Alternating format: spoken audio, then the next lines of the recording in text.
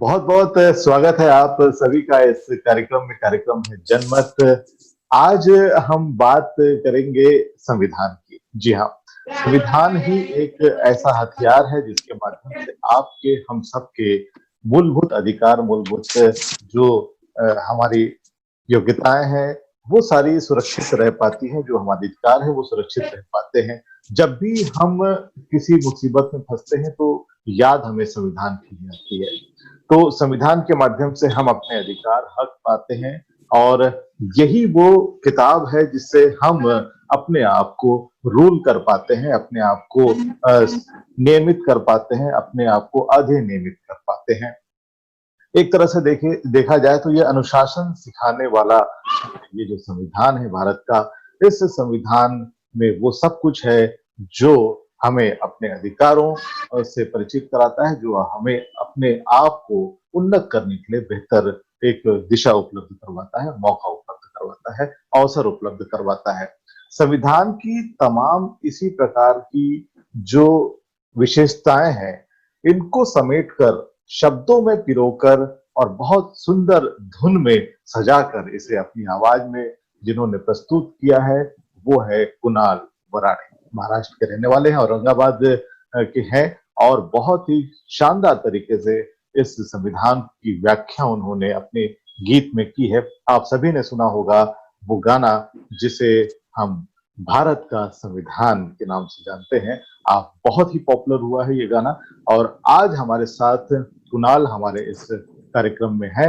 हम उनसे बात करते हैं। बहुत बहुत स्वागत है आपका कुणाल इस कार्यक्रम में। जय भीम सर, सभी को मेरा प्यार भरा जय भीम, नमो बुद्धाय। बड़ा अच्छा लग रहा है कि इस माध्यम से आप सभी से चर्चा करने का एक अवसर प्राप्त हुआ है। उसके लिए मैं आपके बहुत बहुत धन्यवाद करता हूँ मेश्राम सर। जी, हमने बात अभी हमारे दर्शकों को हम बता रहे थे कि आपका जो गाना बहुत ही पॉपुलर हुआ है, जो गाना आपने बनाया है बहुत ही शानदार वो गीत है। हाँ। उस गीत से ही शुरुआत करते हैं, उसके बाद हम वर्तमान परिवेश में जो स्थितियां बनी हुई हैं उस पर हम चर्चा करेंगे। बताएं उस गीत की कुछ पंक्तियां हम आपसे सुनना चाहते हैं। बिल्कुल जी, बिल्कुल बिल्कुल। दरअसल इस गीत को जब इस गीत का जन्म हुआ उससे निगड़ित कुछ मैं शेयर करना चाहूंगा। जी जी जी कि जब जब ये संविधान दिन मनाया जा रहा था तब एक गायक होने के हैसियत से मैंने काफी जांच की और थोड़ा सा ढूंढने की कोशिश की कि ऐसा कोई गीत है क्या जिसमें संविधान की जो विशेषताएं वो व्यक्त की गई है या संविधान असलियत में क्या है, ये इस देश के नागरिकों को क्या देता है। तो ये सब बताने वाला कोई गीत है क्या, ये मैंने काफी ढूंढने की कोशिश की, मगर अफसोस ये हुआ कि ऐसा कोई गीत ही नहीं था। जबकि इस देश को चलाने वाला संविधान जी, इसके ऊपर कोई गीत नहीं है। काफी मतलब देवताओं पर गीत लिखे जाते हैं, हीरो हीरोइंस के ऊपर, प्यार के ऊपर गीत लिखे जाते हैं और इतने बड़े बड़े शायर हमारे इसमें रह चुके हैं, मगर संविधान को बताने वाले किसी शायर ने मतलब किसी ने कोशिश की है या नहीं पता नहीं मुझे। लेकिन मुझे थोड़ा सा अफसोस महसूस हुआ कि इतने सारे शायर इस देश में रहते हुए भी, इतने सारे कवि इस देश में रहते हुए भी कोई किसी ने इसके बारे में कुछ सोचा ही नहीं कि बाबा संविधान को भी हम लोग शायरी के जरिए या कविता के जरिए लोगों तक पहुंचा सकते हैं और इसकी जो विशेषताएं है या इसके बारे में जो जागरूकता है लोगों में हम फैला सकते हैं। क्योंकि अगर जब तक लोगों को संविधान के बारे में मालूम नहीं पड़ेगा तो उनको उनके हक क्या है यही पता नहीं चल पाएंगे, ऐसा मुझे लगता है। और एक भारत का नागरिक होने के नाते इस देश के हर नागरिक को संविधान में क्या लिखा है, हमारे अधिकार क्या है, संविधान क्या बताता है, ये सब जान लेना काफी जरूरी है। तभी तो हम, अगर हमें अपना हक क्या है यही पता नहीं तो हम मांगेंगे क्या, ऐसा है ना। तो ये सोचा कि एक कोशिश करके देखते हैं एक गाना लिखने की। हम्म। और ऐसे मैं चिंतन कर रहा था थोड़ा सा, तो ऐसे ही मुझे 4 पंक्तियां इसके पहले सूझी, और जिसको मैंने मेरे गुरुजी महाराष्ट्र के एक बड़े प्रसिद्ध गायक है नागसेन जी सावदेकर, इनको मैंने सुनाया। वो 4 जो कि इस गीत के पहले 4 पंक्तियां हैं, तो उसको सुनाने के बाद उन्होंने बोला कि बेटा ये तो बहुत बेहतरीन लिखा आपने, कोशिश करो इसको पूरा करने की, जी। जितना हो सके तुम कर लो, फिर हम लोग इसको देखते हैं कैसा करना है क्या नहीं। तो फिर मैंने सोचा कि भाई अभी लिख रहा हूँ तो थोड़ा बहुत मैं भी अभ्यास करता हूँ और तभी लिखूंगा। फिर मैंने थोड़ा संविधान के बारे में पढ़ना शुरू किया। ज्यादा कुछ मुझे मैं पढ़ नहीं पाया, लेकिन फिर भी जितना मैंने पढ़ा उसमें से जो कुछ भी मैं एक लिख पाया हूँ वही आपके सामने पेश करता हूँ। जी।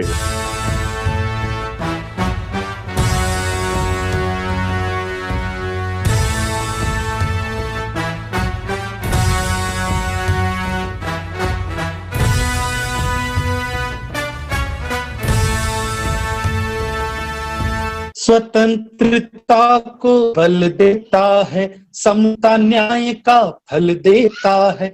स्वतंत्रता को बल देता है, समता न्याय का फल देता है।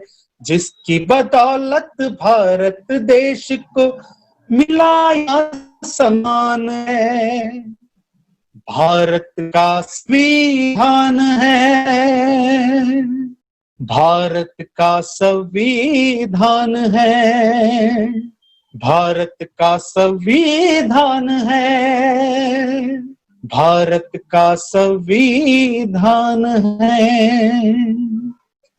जो भी यहाँ पैदा होता है भारत माँ का लाल है। संविधान में इन बातों का रखा देखो ख्याल है। कोई मरे ना भूख प्यास से इसका प्रावधान है, भारत का संविधान है, भारत का संविधान है। स्वतंत्रता को बल देता है, समता न्याय का फल देता है। स्वतंत्रता को बल देता है, समता न्याय का फल देता है। जिसकी बदौलत भारत देश को मिला यहाँ सम्मान है, भारत का संविधान है, भारत का संविधान है, भारत का संविधान है, भारत का संविधान है। शिक्षा मिले यहाँ सब बच्चों को, ये उनका अधिकार है। मूलभूत अधिकारों का भी संविधान ही आधार है। जात धर्म का भेद नहीं है, सबको न्याय समान है।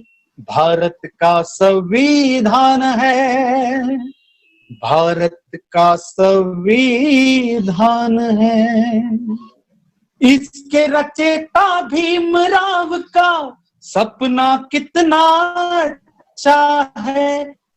उनकी नजर में कोई यहाँ पर ना ऊंचा ना नीचा है। बड़ी शान से स्वाभिमान से बनते मंत्री प्रधान है। भारत का संविधान है, भारत का संविधान है। इसकी जो आखिरी अंतरा है, जो आखिरी 4 लाइनें हैं, ये मेरी नजर में ये काफी महत्वपूर्ण लाइनें हैं। देखिए मैंने कुछ लिखने की कोशिश की है। संविधान को पढ़ के समझना सबकी जिम्मेदारी है। संविधान ने ही हम सबकी देखो दुनिया सवारी है। संविधान ही भारत देश की जीवन ज्योत और प्राण है। भारत का संविधान है, भारत का संविधान है, भारत का संविधान है, भारत का संविधान है। क्या तो बात इस है। प्रकार इस गीत का जन्म हुआ। जी जी जी। और बहुत ही- आप सभी लोगों ने इस गीत को खूब बहुत ढेर सारा प्यार दिया, इसके लिए मैं आप सभी का बहुत बहुत धन्यवाद व्यक्त करता हूँ, शुक्रगुजार हूँ आप सभी का। निश्चित रूप से बहुत ही खूबसूरत गीत है और संविधान की तमाम भावनाओं को उसमें पिरो दिया गया है। एक चीज आपने बहुत अच्छी इस गीत में डाली है कि वो हाँ जी, कोई नीचा ना ऊंचा है और सभी को बराबर हक है, सभी के लिए बराबर यहाँ पर प्रावधान है। लेकिन अगर वर्तमान परिवेश को हम देखते हैं और आज की स्थिति को देखते हैं तो हम सड़कों पर बहुत सारे गरीब और बेसहारा मजदूरों को देखते हैं जिनको उनके मिल मालिकों ने, उनके फैक्ट्री मालिकों ने निकाल दिया, अपने काम से निकाल दिया। और वो उस वक्त निकाल दिया जब एक महामारी ने भारत पर इस तरह से आक्रमण किया है और तमाम लोग उससे परेशान हैं। उस वक्त ऐसे लोग उन लोगों को जिन्होंने उनको धनवान बनाया, ऐसे लोगों को उन्होंने अपने अपने स्थान से निकाल दिया, अपने फैक्ट्री से निकाल दिया।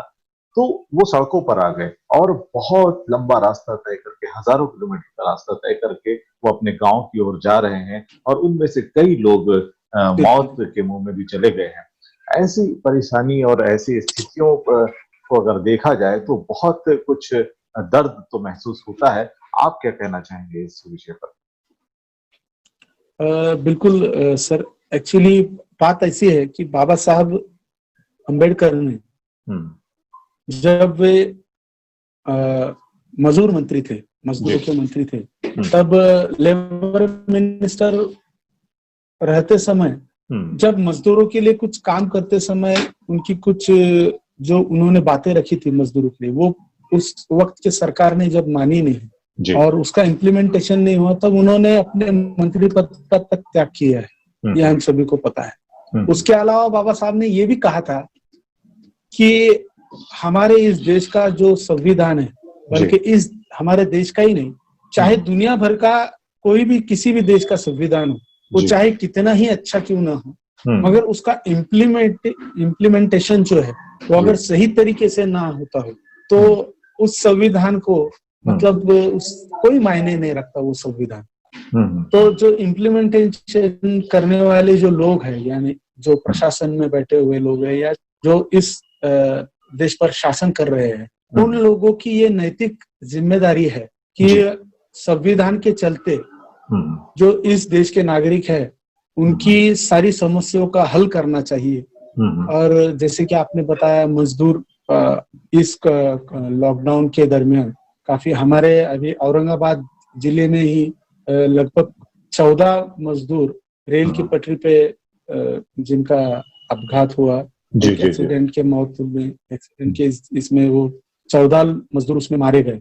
तो ऐसे मतलब ये लॉकडाउन के पीरियड में ऐसे ऐसे किस्से सुनने को मिल रहे हैं कि जो हमारे दिल को हिला देते हैं।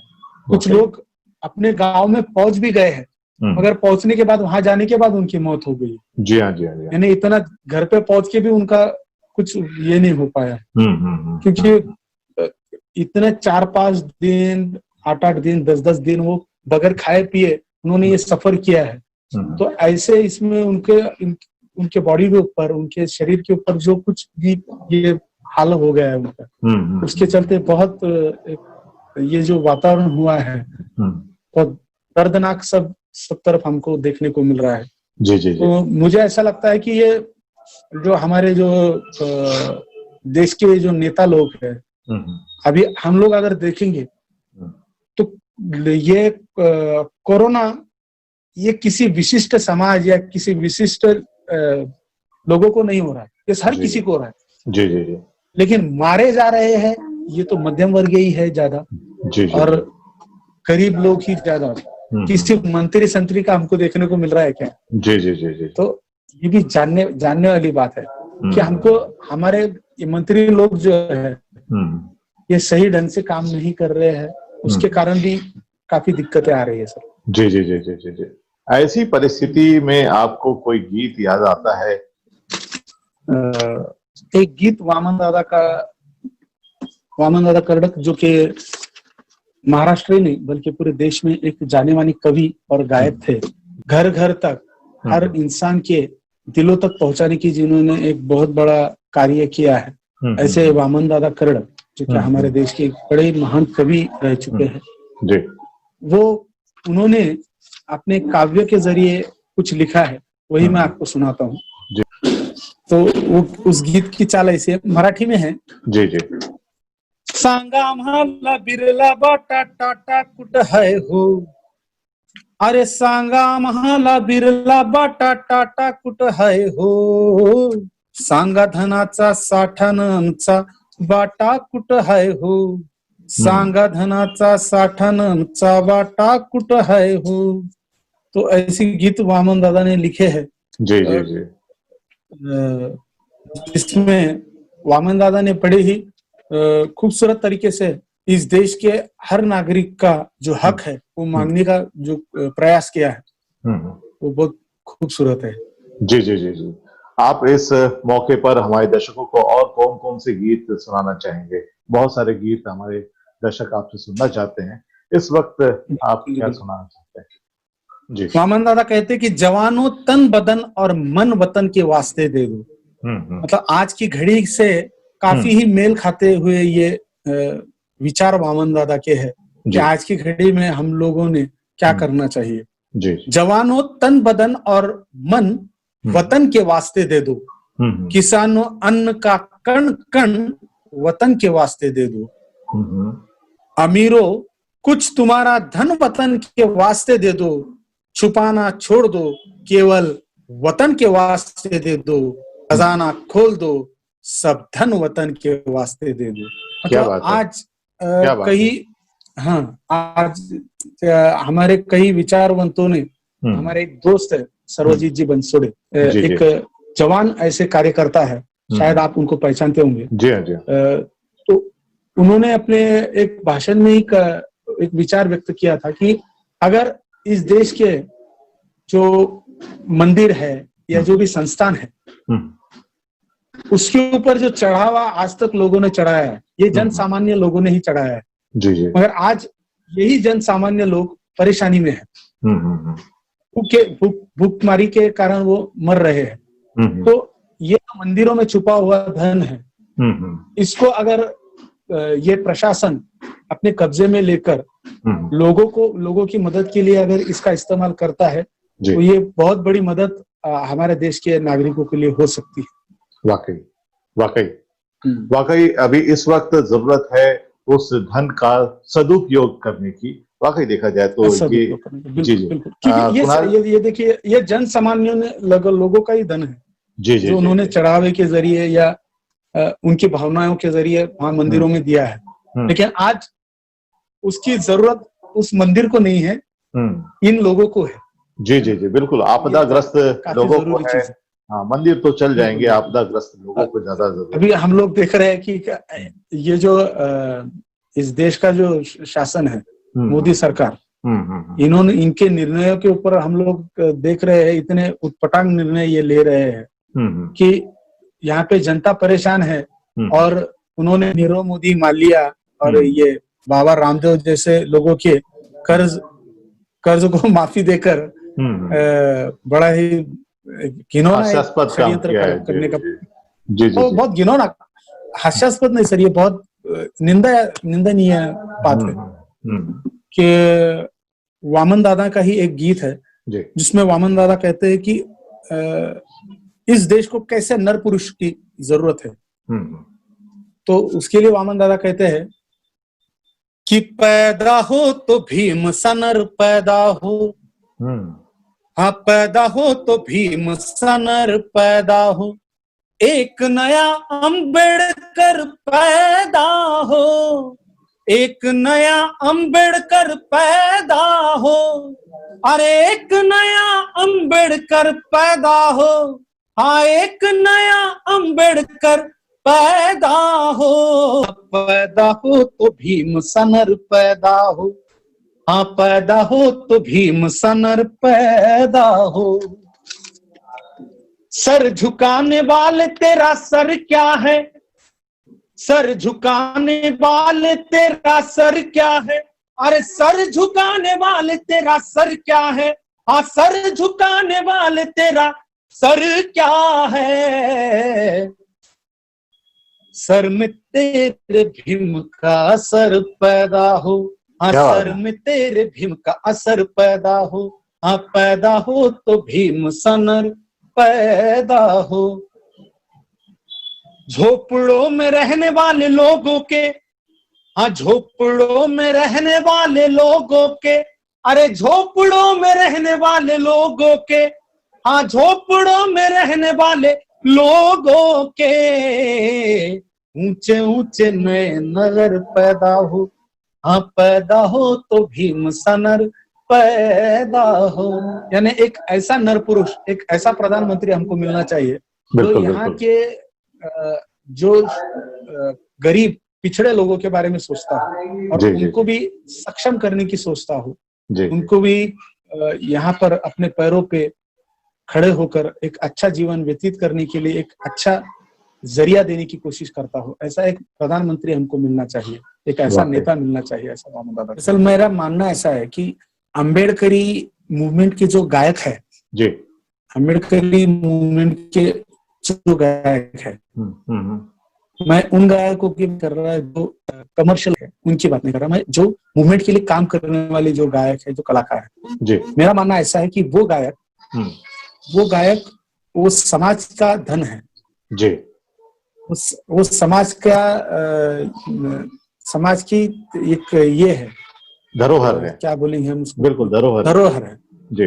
मतलब उनकी निजी जिंदगी कुछ नहीं है, वो जो कुछ भी है वो समाज के लिए ही है जी, तो ये हमारा उत्तरदायित्व है, हमारा कर्तव्य बनता है हम जैसे गायकों का कि समाज में जैसे भी परिस्थितियां है उसके चलते हमारा भी कुछ देना बनता है, क्योंकि बाबा साहब ने हमें बताया है कि पे बैक टू सोसाइटी, तो पे बैक टू सोसाइटी ये हमारा भी कर्तव्य है, इसीलिए हम लोग काम कर रहे हैं जी।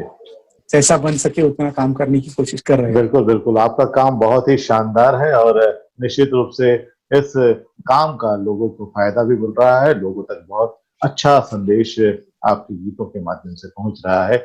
ये इस अभियान में बहुत ही सहयोगी साबित होगा, ये बहुत ही कारगर साबित होगा, निश्चित रूप से हम ऐसा मानते हैं। आपका बहुत बहुत धन्यवाद हमारे इस कार्यक्रम से जुड़ने।